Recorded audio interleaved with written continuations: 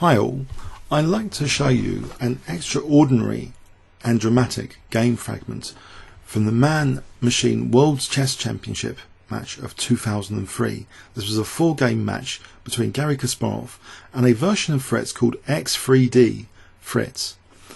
So Garry Kasparov for this match had to wear special X3D viewing glasses, and it sort of married technology for 3D with Fritz, which at the time was one of the more dominant chess engines.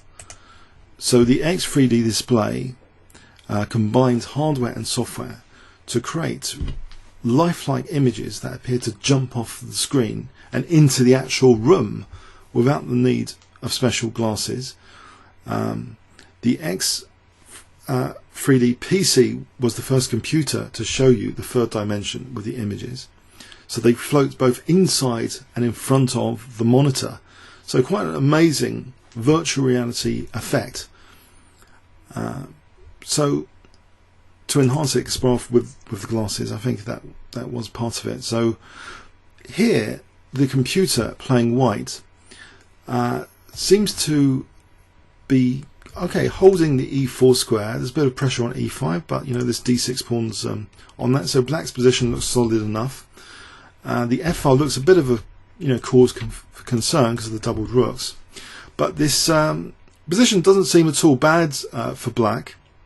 Actually, at the moment, from an engineering perspective, the modern engineering perspective of Houdini 4, Houdini thinks black was doing quite well here, a slight advantage to black even.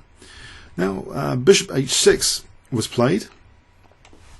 Actually, Houdini's preference is actually rook c7 or queen h7 here, but let's go with Kasparov's moves bishop h6. So that sometimes can be useful. For example, if this sort of plan, maybe rook g7 later, it would seem like a logical plan.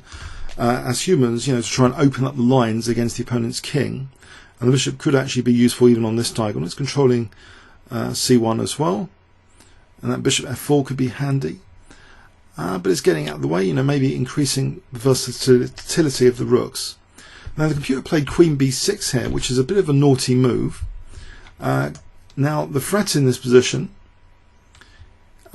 is actually rook takes e5, because if d takes, then queen takes queen. The queen is actually a loose piece. So queen b6 to an outside observer might initially seem like a fairly pointless move.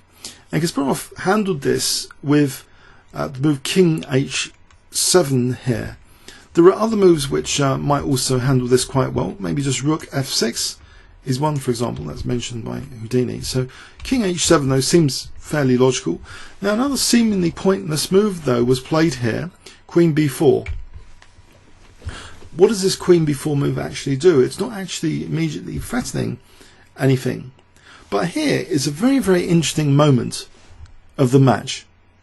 And I'll put the whole game in the description of the video. I might do a separate video for the whole game if you want to see it. But this is, I think, one of the very, very interesting moments that I wanted to really draw your attention to with this video in particular. Kasparov in this position, can you guess what he played and why it was blunder? I usually ask you to play brilliant moves, but there's no actually brilliant move for black here. But can you guess a plausible blunder if I give you 10 seconds? You might want to pause the video. So imagine you've got 3D virtual reality glasses on and the pieces are like floating in the room. What do you think Kasparov played here?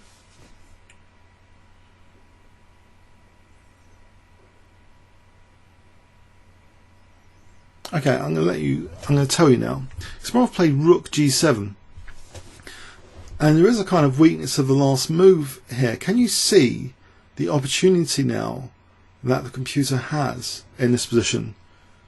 There's a great move now that's available to white, just an emergent opportunity, a kind of weakness of that last move. So if you look at that move, what kind of problems does it create? And what kind of opportunity then is there for white in this position? I'll give you 10 seconds starting from now.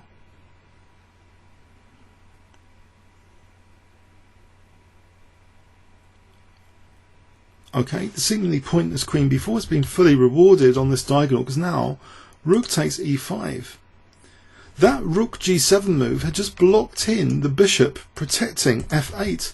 So for a moment, this piece was unprotected. This rook on f8 was unprotected. And this rook takes e5 exploits that fact. So Kasparov has just lost a centre pawn. His whole structure in the centre has now collapsed after d takes e5, queen takes f8. Could he get any counterplay here? Let's see what happened. Kasparov played knight d4. That's just snapped off. Bishop takes d4, e takes, and now rook e8 threatens queen h8 mate. Kasparov is on the defensive. It looks as though this pawn might be a little bit dangerous, but this mate threat needs to be parried. Rook g8, queen e7 check now is played. Okay, so what's going on here? If the queen goes in front, then queen e4 check is fairly annoying. For example, queen g6, check, rook g7. The computer could just take off the rook here and just snap this pawn off, this centre pawn, which is the passed pawn. Just an easily winning position there, with no danger of that pawn.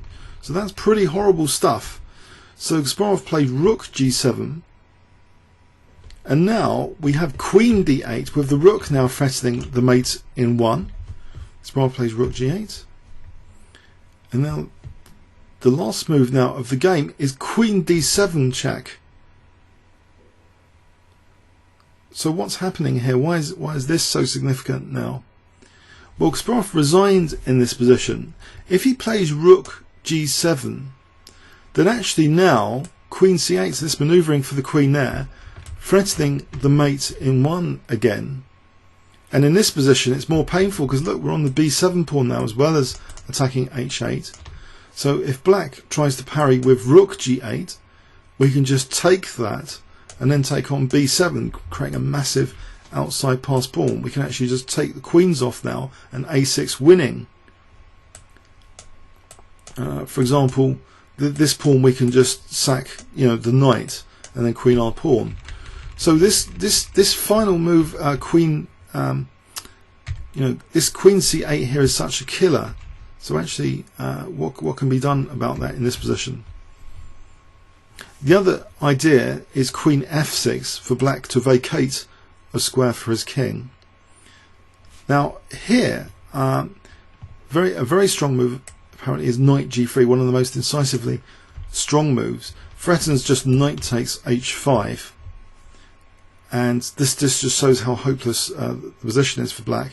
If d3, then just check.